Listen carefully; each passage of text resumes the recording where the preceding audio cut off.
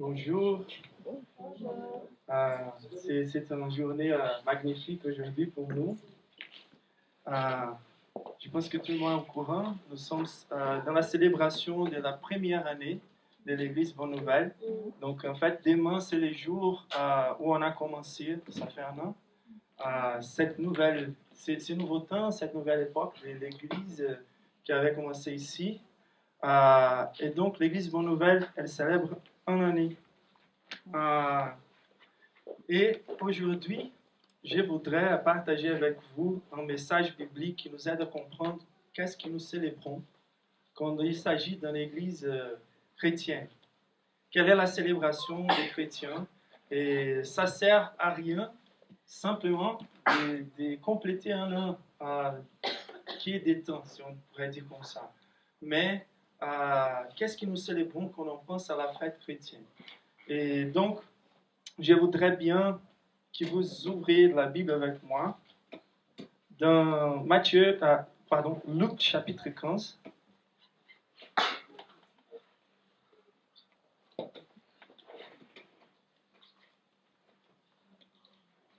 Et on va lire la parabole du fils perdu.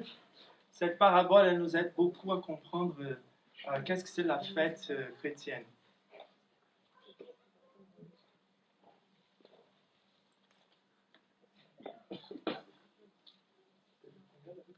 Luc chapitre 15, à partir du verset 11.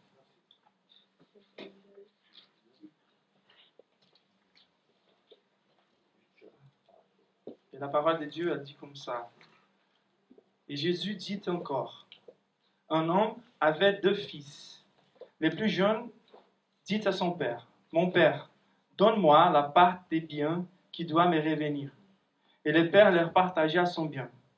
Peu de jours après, le plus jeune fils, ayant tout ramassé, partit pour un pays éloigné, où il dissipa son bien en vivant dans la débauche. Lorsqu'il eut tout dépensé, une grande famine survit dans ce pays, et il commença à se trouver dans les besoins. Il alla se mettre au service d'un des habitants du pays, qui l'envoya dans ses champs à garder des pourceaux. Il aurait bien voulu se rassasier des carouges qui mangeaient les pourceaux, mais personne ne lui en donnait. Étant rentré en lui-même, il se dit, combien de mercenaires chez mon père ont du pain en abondance, et moi ici je meurs de faim. Je me lèverai, j'irai vers mon père, et je lui dirai, mon père, j'ai péché contre le ciel et contre toi. Je ne suis plus digne d'être appelé ton fils. Traite-moi comme l'un de tes mercenaires. Il se leva et alla vers son père. Comme il était encore loin, son père le vit et fut ému de compassion. Il courut se jeter à son cou et le baisa. Le fils lui dit, mon père, le fils lui dit, mon père, j'ai péché contre le ciel et contre toi. Je ne suis plus digne d'être appelé ton fils. Mais le père dit à ses serviteurs, apportez vite la plus belle robe et l'en revêtez. Mettez-lui un anneau au doigt et des souliers aux pieds. Amenez les veaux gras et tuez-les. Mangeons et réjouissons, nous, car mon fils qui voici était mort et il est revenu à la vie. Il était perdu et il est retrouvé. Et ils commencèrent à se réjouir. On peut avoir un petit moment de prière. Seigneur, nous te remercions pour cette première année qu'on a vécue devant ta présence, pour la communauté que tu es en train de former ici, au cœur de Paris. Nous te remercions, Seigneur, pour avoir des sincérités devant ta présence entre nous, entre nos relations. Et Seigneur, cette journée, Seigneur, nous te demandons de nous faire comprendre vraiment la signification, Seigneur, de cette fête qui nous appelle à vivre, qui nous invite à joindre. Nous te demandons, Seigneur, par le pouvoir du Saint-Esprit, de communiquer à nos cœurs vraiment qu'est-ce que c'est la joie de nos vies. Pourquoi nous devons vraiment célébrer. Qu'est-ce que nous cherchons dans la vie qu'on n'a pas encore reçu de toi pour célébrer. Seigneur, je te demande au nom de Jésus de nous donner la compréhension de la nouvelle identité que tu nous donnes en Christ. Et qu'on puisse vraiment célébrer, Seigneur, cette fête devant ta présence, avec ta présence. Et qu'on puisse comprendre vraiment, Seigneur, que tu nous appelles à la joie. Au nom de Jésus. Amen. Bon, ce texte est assez intéressant, car pour comprendre, pour bien comprendre c'est le thème principal de ce passage, il faut lire tous les chapitres 15. Donc, ce sont trois paraboles que Jésus est en train de communiquer. Et les trois paraboles, elles ont des références à cette fête. Si on peut déjà revenir au verset 1 du chapitre 15 pour comprendre à qui Jésus s'adressait ou auquel problème il s'adressait, on voit une chose très intéressante, surtout pour nous qui nous disons chrétiens. Donc, la Bible nous dit, le verset 1 du chapitre 15, tous les publicains et les gens des mauvaises vies s'approchaient de Jésus pour l'entendre. Et les pharisiens et les escribes murmuraient, disant, cet homme accueille des gens des mauvaises vies et mange avec eux. Et donc, c'est la question très choquante pour les chrétiens, car parfois on se dit chrétien, mais on ne vit pas comme Jésus vivait. Et donc Jésus, il était en train de partager des moments et d'enseigner à des gens des mauvaises vies. Et ceux qui s'y disaient les plus chrétiens de tous, ils étaient là en train de critiquer Jésus, en train de les réprouver, de les reprocher, pardon. Donc quand on voit la vie chrétienne, on devrait avoir parmi nous beaucoup plus de personnes qui seraient stéréotypées comme des gens de mauvaise vie et qui devraient se sentir à l'aise devant la présence de Christ. Mais parfois, et ça me rappelle une histoire très forte quand je me rappelle au Brésil d'un pasteur qui travaille beaucoup avec des personnes qui sont à la périphérie de la société, ça se dit en français aussi? Oui. Donc, des marginales? Oui, des marginaux, c'est ça? D'accord. Donc, une fois, il est allé prêcher à notre église, et donc comment ça se dit? Il s'est vêtu comme s'il était un SDF. Et sa message, elle va être toujours dans cette direction. Mais comment Jésus, il était toujours en train de s'approcher de ce type de gens, des marginaux. C'est pas que des SDF, mais des gens qui ont la vie, on dirait, c'est la vie mauvaise. Et donc, n'importe quel type de péché ils étaient en train de commettre, mais il est arrivé à l'église et il ne pourrait pas rentrer. Plusieurs personnes étaient en train de dire non, il faut que vous restiez là à côté, vous restez derrière tout le monde, c'est pas le lieu, tu dois être, comment ça se dit, t'es pas traité. Pardon? Oui, c'est ça. Tu as peut-être vu beaucoup de choses avant de venir ici, c'est pas un lieu pour ça, pour les bazars. Et donc, après, il a pu prêcher, il a dit non, c'est moi, c'est le prédicateur de ce matin. Et ça nous donne aussi cette notion. C'est quoi qu'on devrait célébrer dans cette fête? Et donc, Jésus, pour toucher à ces problèmes-là, pour régler ces problèmes-là, il donne trois paraboles. Et il dit vraiment, on va sauter car on n'a pas le temps de voir les trois, mais la première, il dit sur une personne qui avait 100 brebis, il a perdu une, il laisse la 99 pour chercher l'une qui est perdue, et quand il revient, il la trouve et il donne une fête. Et après donner cette fête, il dit au verset 6, la deuxième partie du verset 6, il dit, réjouissez-vous avec moi, car j'ai trouvé ma brebis qui était perdue.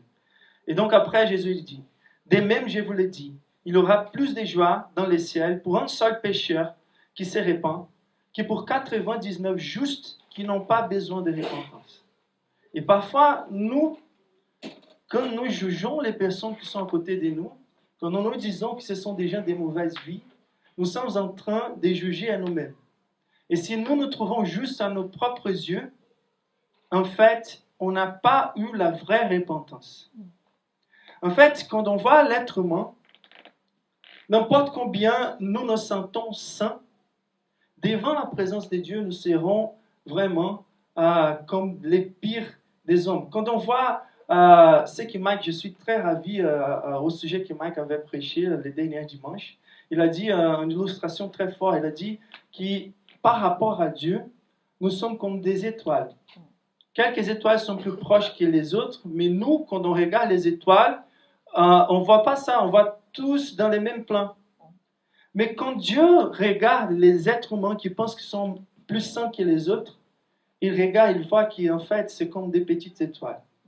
C'est comme on était en train de comparer combien des ombres on produit chacun de nous. On a quelqu'un qui sont des ombres plus claires, des uns qui sont des ombres un peu plus noires, plutôt dans les ténèbres. Mais en fait, quand nous nous approchons du soleil, tout le monde va disparaître. Et ça, c'est la sainteté de Dieu. Quand on considère combien saint Dieu est, on voit qu'en fait, il n'y a pas de différence entre nous qui faisons sembler que nous avons une vie très sainte et ceux qui ont regardé et disent non, ils ont vraiment de la mauvaise vie. Et là, devant la présence de Dieu, il dit, ce qui fait la différence, c'est les repentir. Et quand on voit quelqu'un de ces pécheurs, de ces gens de mauvaise vie, en train de chercher la présence de Dieu, il y a de la fête. Et en fait, cette fête, c'est la fête de Dieu. Ça, c'est étonnant. De même, je vous l'ai dit, il y aura plus de joie dans les ciels pour un seul pécheur qui s'y répand. Donc, c'est Dieu qui est en train de trouver de la joie quand il regarde quelques personnes, n'importe quelle mauvaise vie il est en train de vivre avant, s'il est en train de se repentir et de chercher la présence de Dieu. Ça donne aux personnes qui arrivent ici pour la première fois aujourd'hui de savoir qu'il est autant important et en quelque mesure encore plus important dans ces jours-là, s'il a l'opportunité de se repentir. C'est une fête qui lui attend. Et parfois, nous qui sommes des frères plus vieux, on ne peut pas comprendre combien Dieu peut être plus heureux à ces moments-là qu'avec ma vie, que je suis toujours en train d'être plus parfait, des choses comme ça.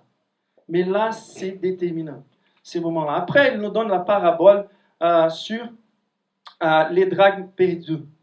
Donc, une drachme, elle avait la valeur d'un travail, d'une journée d'un travail d'une personne de l'armée romaine. Et donc, c'était assez cher pour l'époque. Il avait une grande valeur. Et donc, une femme avait 10 et elle a perdu une. Et après, elle recherche, elle la retrouve et elle fait de la fête aussi. Et quand elle fait de la fête, la Bible nous dit que Jésus était en train de montrer ça pour comparer à la joie célestielle. Et donc, il dit au verset 10, de même, je vous l'ai dit, il y a de la joie devant les anges de Dieu pour un seul pécheur qui s'y répand. Donc là, à nouveau, c'est clair.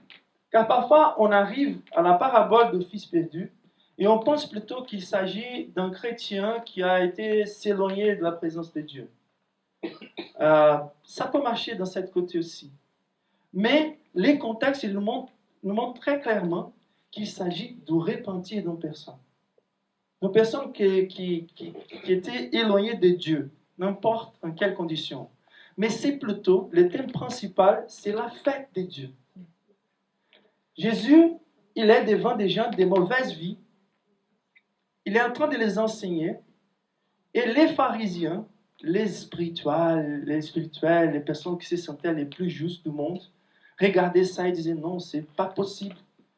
Car Jésus, en même temps qu'il était complètement dedans la loi, il semblait être une personne qui était complètement dehors de la loi. Il n'était pas carré dans comment ça se dit en français, dans les standards de la religion.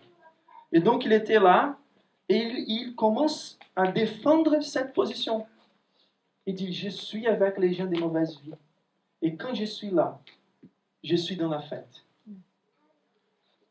Je suis en train de voir des personnes qui s'approchent de Dieu avec la courage. Et tout le monde qui s'approche de Dieu, avec quelque espoir que ce soit, ils ont déjà passé pour les repentir. Si quelqu'un s'approche vraiment de Dieu, il est déjà passé pour les repentir. Et donc là, juste après, il commence à nous dire la parabole du Fils perdu. Donc, en comprenant déjà de quoi s'agit les thèmes principaux de cette parabole, la chose plus claire pour nous, c'est de comprendre que Dieu, en fait, il est en train, il essaye, il est dans l'effort de nous faire comprendre que Dieu peut avoir nos vies comme un motif de célébration. Pour toutes les personnes qui sont très superficielles et pas toujours sincères avec soi-même, elles peuvent entrer dans cette fête comme celui qui n'est pas invité. Comment ça se dit en français? Un intrus, des choses comme ça, oui. C'est moi là. Donc, c'est la sensation parfois. On a la sensation que nous sommes des intrus car on n'a pas considéré encore les fêtes que Dieu peut avoir de la joie avec notre présence dans cette fête. Mais, au même temps, Dieu, il est en train de nous éprouver qu'il a les droits d'avoir de la joie dans nos vies. Et ça, c'est le grand problème de cette doctrine que Mike a été en train de nous expliquer la semaine dernière. Car tout le monde qui a déjà vu, même si c'était un petit pot de Christ ou de la vie de Dieu, car quand on compare notre vie, nos vies, on va dire non, je suis meilleur que celle-ci ou celui-là, car on est en train de comparer la vie entre les gris, les différents types de gris. Mais quand on voit les vertus de Dieu manifestées dans la Bible, et quand on voit la manière que Christ il vivait, et on compare nos vies à eux, on voit vraiment combien éloignés nous sommes de ces types d'expectatives de Dieu. Car c'était pour ça que Dieu nous avait créés, pour vivre une vie semblable à sa vie. Et donc là, à ce moment-là, c'est très difficile de s'approcher de Dieu. Tout d'abord, car on sait que nous sommes des pécheurs, et lui, il est saint. Et ça, c'est le grand problème de l'humanité. On est toujours en train de justifier nos péchés, de développer des philosophies pour nous cacher de la présence de Dieu, car tout ce que nous connaissons sans l'évangile sur Dieu, c'est le fait qu'il y a un Dieu saint qui n'est pas heureux avec ma vie et qui a tous les droits, car il est le Seigneur, d'avoir de la colère contre ma vie. Et donc je préfère de fuir de sa présence que de lui chercher. Et c'est naturel. Ça, c'est la base de toutes les superstitions et de toute justification des péchés qu'on commet dans la vie. Et moi, je dis non, pour que je ne crois pas, je supprime la notion de l'existence de Dieu. Ces règles-là ne s'appliquent pas à ma vie, donc je suis libre pour la libertinage, pour les débauches. Et là, quand on voit dans la Bible les faits, la doctrine de la justification par la foi, et je reviens très vite sur cette doctrine que Mike a prêchée la semaine dernière, elle nous montre le fait que Dieu, tout d'abord, il a trouvé un moyen pour nous pardonner complètement. Après, elle nous dit que Dieu, il a trouvé un moyen. Donc, pardonner, c'est la notion de culpabilité que Dieu efface complètement de ma vie. Après, la Bible nous dit qu'il considère que nous sommes aussi justes que Christ. Donc, il ajoute à ma vie, il n'est pas content juste seulement me pardonner, mais il ajoute à ma vie les crédits ou les mérites du Christ. Donc, quand il me regarde revêtu de Christ. Et après, ça me donne aussi les droits aux bénéfices de la foi. Donc, il me fait un citoyen du royaume des cieux et il me donne la liberté de profiter de ces droits. Et là, quand on voit nos vies, on trouve des accusateurs. C'est ça que Mike a bien prêché. On a des accusateurs qui c'est les satans, comme on a vu beaucoup avec Mike. Et c'est très difficile, car ils ont raison quand ils nous montrent nos péchés. Et les grands défis, les grands challenges, c'est de pouvoir prendre cette doctrine et de l'appliquer toujours dans nos vies, contre Satan et contre ses accusateurs. Et c'est ça que Dieu est en train de nous montrer dans cette parabole. Donc, en Christ, dans la croix de Christ, dans sa mort, on a les paiements de la dette, de la punition qu'on devrait avoir. Dans l'obéissance parfaite de Christ, on a cette dette d'une vie parfaite qu'on devrait avoir devant Dieu. Sa obéissance parfaite est ajoutée à nos vies. Et donc, si nous sommes parfaits et justes devant Dieu, nous avons de libres accès à lui. Et ça, c'est la doctrine de la justification par la foi. Et quel est le problème? C'est très difficile de la croire. Moi, quand je m'approche de Dieu, je vois mes misères. Quand je vois mes comportements tous les jours, ce que je désire tous les jours dans ma vie, la manque de piété, la manque d'une obéissance parfaite. Et quand j'imagine que Dieu, le plus saint du monde, peut voir ma vie et trouver en moi des justices, ça c'est très difficile à accepter. Et là, donc, même si nous sommes dans la fête, on n'est pas en train de se réjouir, car on a mal à croire dans ces vérités. Et donc Jésus, il prend ces personnes qui étaient les extrêmes, opposés de cette justice qu'on essaye de trouver par nos propres efforts, et il dit, il n'y a qu'une chose qui fait toute la différence. Et je trouve la joie dans ces vies. Donc, qu'est-ce que les textes? Quel est le but de ce texte-là, de cette parabole? Le but de cette parabole, c'est que Dieu vraiment, il veut vraiment que nous prenions notre nouvelle identité dans son royaume. Il veut que nous soyons certains de notre valeur, de notre identité. Il veut confirmer notre valeur et que nous participons sans peur ni honte de la fête chrétienne. Il y a une expression en brésilien, qui en portugais ça se dit cara de pau, on pourrait dire la face des bois. C'est le type de personne qui n'a aucune honte. Ça peut être mauvaise quand on considère le fait qu'il y a des gens qui vont s'approcher, ils vont être toujours des entours. Car la notion de Dieu ne fait rien à ce cœurs. Mais, même si on ne se sent pas très à l'aise toujours dans la vie chrétienne, il faut avoir un type de face de bois. Je ne sais pas comment dire ça en français, si vous avez une expression pour ça. Mais la personne qui n'a pas de honte. C'est presque un cynique, c'est presque une chose comme ça. Mais c'est d'avoir vraiment, d'accepter librement tout ça que Dieu est en train de nous offrir.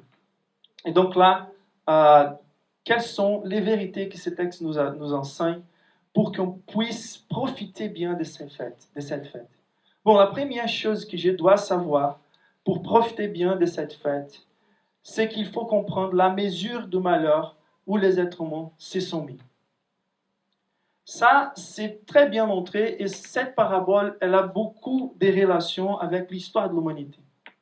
Donc, les versets 11 jusqu'à les versets 16, on peut lire à nouveau, il dit, les versets 12, « Les plus jeunes fils dit à son père, « Mon père, donne-moi la part des biens qui doit me revenir. » Et le père leur partagea son bien. Donc, la première chose pour décrire notre misère, c'est qu'on a perdu la droiture devant Dieu. Donc, les êtres humains qui ont été créés par Dieu, qui dépendaient d'une relation directe avec Dieu pour être remplis. L'illustration qui me vient en tête pour comprendre tout ça, c'est un type de... Comme les êtres humains, ils étaient des aspirateurs, et que c'était que Dieu qui pouvait donner l'équilibre. C'était un très puissant aspirateur et c'était que Dieu qui peut donner l'équilibre.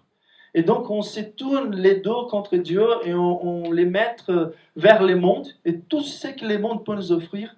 Et même si on est en train d'aspirer tout ça qui est là et comme on a perdu l'unique chose qui pourrait nous vraiment remplir, on est en train de jamais avoir de la satisfaction en tout ça. Et donc, on perd la droiture car on demande de Dieu une autonomie pour être comme un Dieu dans le monde que Dieu a créé. Et donc, nous sommes en train de vivre une vie totalement autonome, mais qui ne nous amène pas à la satisfaction. Et donc, la droiture, on dirait, c'était la justice car c'était vraiment un péché. de s'élever contre son créateur, son père, et de désirer sa mort. C'est ça que l'homme a fait. Il a tué Dieu. C'est vraiment Dieu, il n'a pas été tué en Christ, Dieu a été tué, mais quand on considère le fait que l'homme, il supprime même la notion de l'existence de Dieu, c'est notre intention de tuer à Dieu, de tuer l'influence de Dieu dans nos vies. Et là, à ce moment-là, quand on demande l'héritage à un père, à cette époque, c'était vraiment une chose qu'on avait droit que quand le père était mort. Et donc, les plus jeunes fils, ils demandent une chose qui représentait ces types de transgressions, ces types de manque de justice. Après, le verset 13, il dit, peu de jours après, les plus jeunes fils ayant tout ramassé, partis pour un pays éloigné où il dissipa son bien en vivant dans les débauches. Verset 14, lorsqu'il il a tout dépensé, une grande famine survit dans ces pays et il commença à se trouver dans les besoins.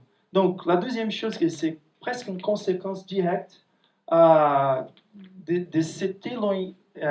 nous éloigner de Dieu, c'est les misères matérielles, on pourrait dire naturelles ou physiques. Donc, la conséquence naturelle de s'éloigner de Dieu, c'est de voir progressivement des misères qui arrivent à nos vies. Et c'est incroyable quand on essaie de se rappeler à nos vies personnelles combien de petit à petit on voit que ces choses peuvent arriver à nos vies.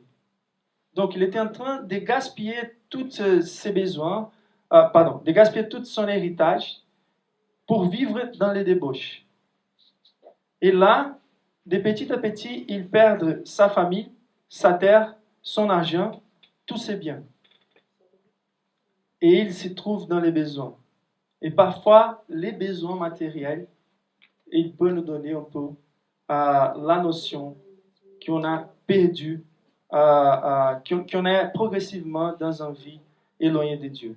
Ça ne veut pas dire que toutes les personnes qui sont éloignées de Dieu sont en train de vivre des misères dans les champs matériels.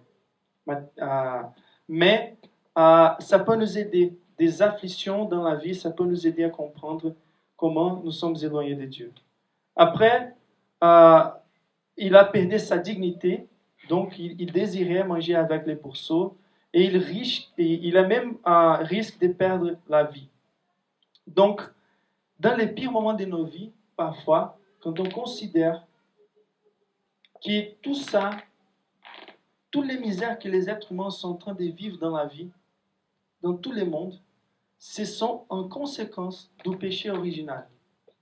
Car l'homme a un jour s'éloigné de Dieu. Et pourquoi comprendre la misère nous aide à profiter de la fête? Car comme la Bible nous dit, celui qui était plus pardonné, c'est celui qui aime le plus. Donc cette fête n'est pas qu'une fête qui célèbre l'amélioration de la vie naturelle. Cette fête n'est pas une fête qui célèbre les travaux sociaux que les institutions religieuses peuvent faire. Cette fête célèbre des personnes qui ont perdu ses vies et qui l'ont retrouvée. Un père qui voit un fils revenant à sa maison.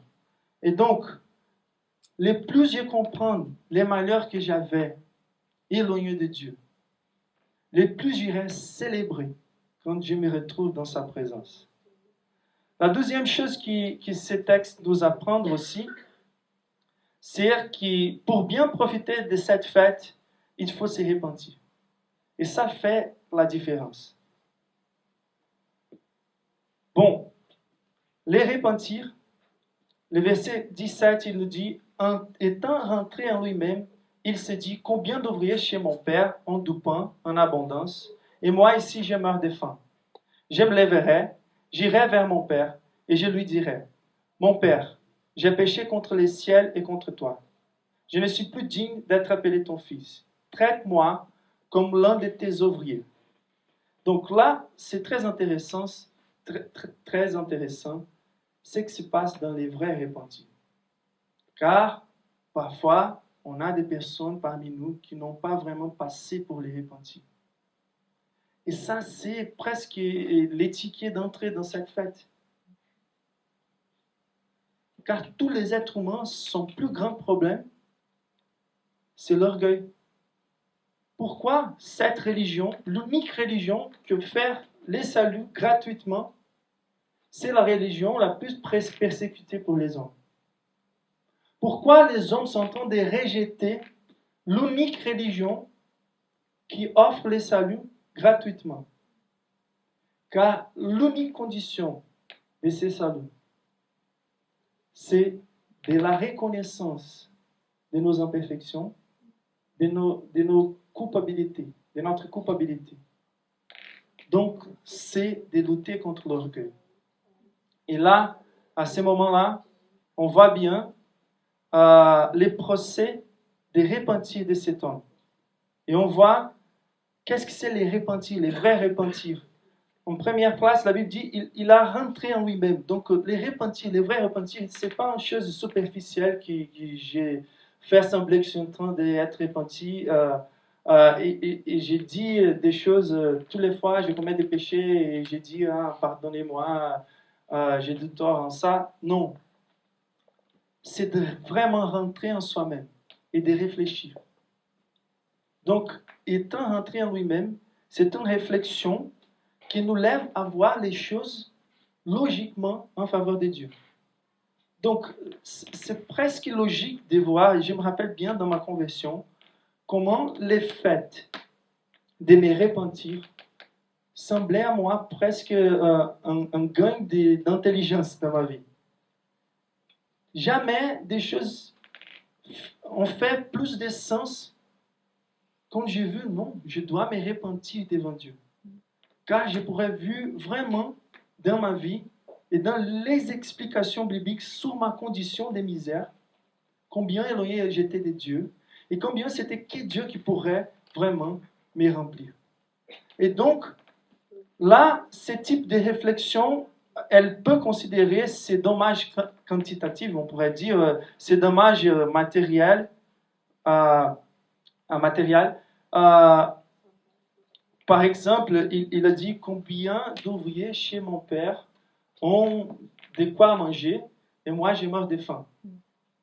Donc, il a dit non, j'avais choisi des autres dieux pour ma vie, mais tous les autres dieux que je suis en train de chercher pour ma vie, ils me traitent beaucoup pire que même mon père. C'était qui est un seigneur pour ma vie, même comme un seigneur, il est en train de bien traiter ou de mieux traiter les gens, ses ouvriers. Et donc, c'est ce type de réflexion. Même si je ne vois pas Dieu comme mon père, je ne dois pas être empêché d'aller devant sa présence en attendant, pour que j'ai peur d'attendre qu'il y ait des colères. Et donc, ça c'est la première notion. La deuxième notion, c'est les dommages des qualités de vie. Donc, il avait perdu sa dignité. Il dit, je ne suis plus digne d'être appelé ton fils. Est-ce que vous avez la conscience vraiment de vos misères? Que même si vous avez de l'argent, si vous avez des choses matérielles, est-ce que vous voyez combien misérable est ta vie sans Dieu? Après ça, est-ce que vous reconnaissez le fait que vous avez la responsabilité d'avoir perdu cette dignité? Donc, je ne suis plus digne. Si vous avez déjà passé pour cette notion devant Dieu, je ne suis plus digne d'être appelé ton fils. Ça, c'est un bon signe. Et après, les repentirs, les vrais repentirs, ils nous amènent à l'action. Donc, il dit, j'irai vers mon Père. Et donc, il dit, j'irai vers mon Père et je dirai, j'ai péché contre le ciel et contre toi. Vous avez la notion que tous les péchés que vous avez commis dans la vie, ils sont d'abord des péchés contre Dieu et après des péchés contre les hommes. C'est impossible. C'est impossible de pécher contre les hommes sans avoir péché contre Dieu. Et donc, contre les ciels et contre toi. Cette notion, elle doit être très claire dans nos cœurs. Et ensuite, la dernière chose que ce texte nous apprend, nous enseigne, c'est que pour bien profiter de cette fête, il faut croire et accepter les soins et faveurs de Père. Donc là, ça peut être le plus difficile. De vraiment se laisser soigner pour Dieu et se laisser aux faveurs de Père.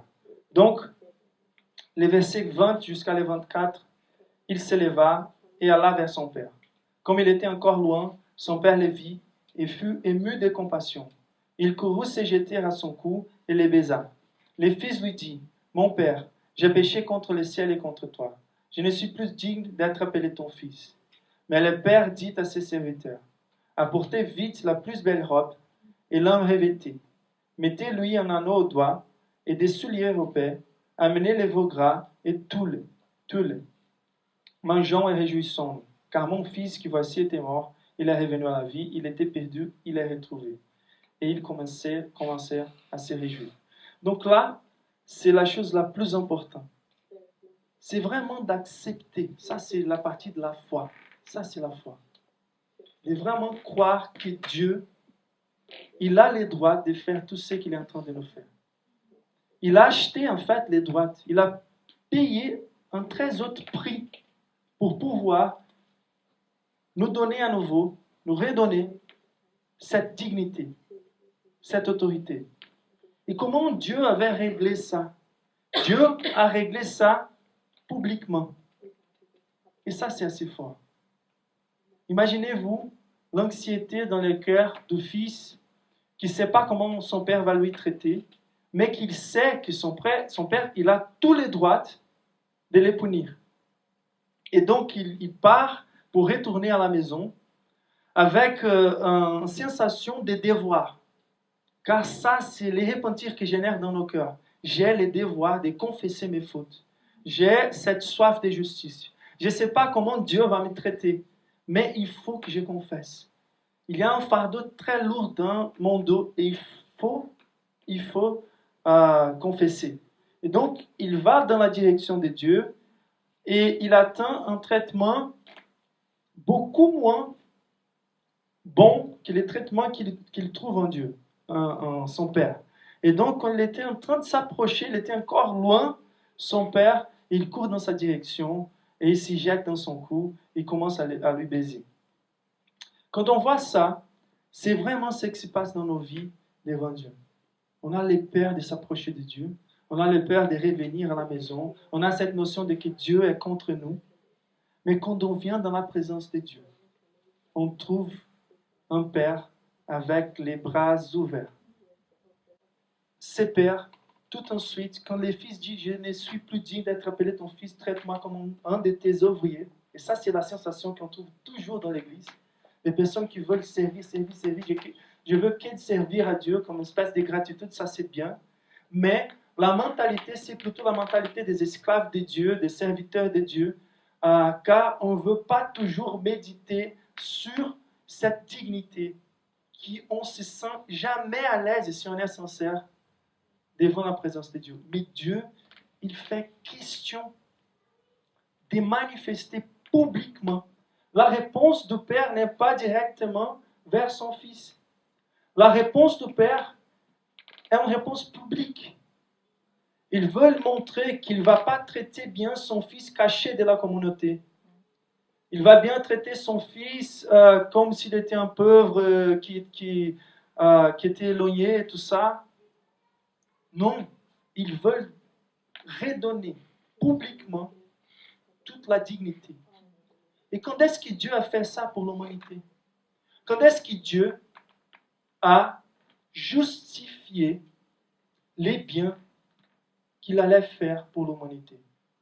Publiquement. C'était dans la croix. Dans la croix, on trouve un Dieu qui justifie publiquement les biens qu'il veut faire à nous. Et de ne pas laisser Dieu nous redonner la dignité qu'il veut nous redonner, car il l'a acheté sur la croix pour un autre prix, c'est d'ignorer la grâce de Dieu. C'est d'annuler la grâce de Dieu. C'est de dire que nous n'avons pas besoin de Christ. On va trouver un autre moyen pour devenir digne devant sa présence. Et ça, c'est assez grave. On n'a pas de choix. Soit on accepte à nouveau cette dignité, on rentre si honte ni peur dans la fête, soit on ne va jamais participer vraiment de cette fête. Et donc il faut appuyer la foi et laisser Dieu nous redonner cette autorité qui sont représentées ici par la plus belle robe. Donc la plus belle robe, c'était la cause de la fête. Il voudrait que nous sachions que nous sommes la cause de sa joie. C'est Dieu qui est en train de donner la fête. Bien sûr, on va recevoir beaucoup de cadeaux. Mais celui qui fait de la fête, qui a l'expérience de la plus grande joie, c'est Dieu. Et ça, c'est incroyable pour nous. Nous sommes la cause de la fête. Après ça, il donne un anneau à ses doigts. Donc, il est en train de redonner, à ce moment-là, il donne un anneau qui va symboliser une alliance perpétue. C'est pour toujours. Ni péché, ni retour, ni profondeur. Rien ne va nous éloigner de l'amour de Dieu à nouveau. Car les repentis, les vrais repentis, ils se passent d'une fois pour toutes. Les vrais repentis. Et donc, une alliance qui nous donne l'autorité, la notion qu'on fait partie à nouveau du royaume de Dieu. Après, il dit, mettez ce lien à ses pieds, qui symbolise aussi la distinction entre les esclaves ou les serviteurs et les fils. Donc, on a le droit d'être appelés des fils de Dieu à nouveau. Il nous traite comme un père. Donc, vous savez la différence. Si on a des employés, s'il fait quelque chose de mauvais, ils vont être, comment ça se dit en français? Démissionnés. C'est ça? Envoyé. D'accord. Si le fils fait quelque chose de mauvais, il ne va pas perdre sa qualité de fils. On sait bien que ça ne donne pas d'excuse pour vivre une vie mauvaise. Mais les vrais repentis, c'est un désir totalement opposé.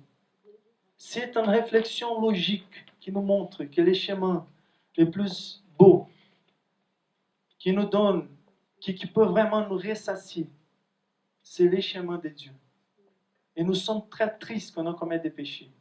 Donc, nous sommes justifiés pour une foi seulement, mais une foi qui n'est jamais seule.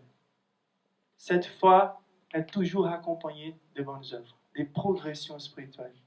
Et donc, ce fils, il revient à la présence de Dieu. Et ensuite, Dieu, en voyant que ses fils étaient retrouvés, qui étaient morts et étaient maintenant vivants, c'est la cause de la fête. Et c'est ça que nous célébrons à l'église Bonne-Nouvelle. En communauté des personnes qui étaient éloignées de Dieu et qui retrouvent dans la présence de Dieu sa dignité, son autorité et surtout la possibilité de rentrer librement dans la présence de Dieu et de lui appeler un Père. Tous les bénéfices que ça amène à nos vies. Et vous vous rappelez, quand ces fils étaient éloignés, il y avait un sémence, ce type de sémence de religion dans son cœur, car c'était presque omniprésent. Où il allait, même si les pères n'étaient pas en train de lui chercher, les pères avaient déjà tout fait pour lui montrer son importance, son caractère, son bien. Et ça, il n'a jamais oublié. Et pour ça, quand il s'est repenti, il se rappelle de son Père. Dieu a tout fait pour nous. Et à la fin, la Bible nous dit qu'il dit la dernière chose pour fêter, c'était de tuer les veaux gras. Ça, bien sûr, c'était une pratique pour célébrer, mais aussi ça nous donne le droit de faire référence à l'agneau de Dieu. L'agneau de Dieu, c'était la justification publique pour pouvoir nous pardonner, pour pouvoir nous redonner cette dignité et cette autorité.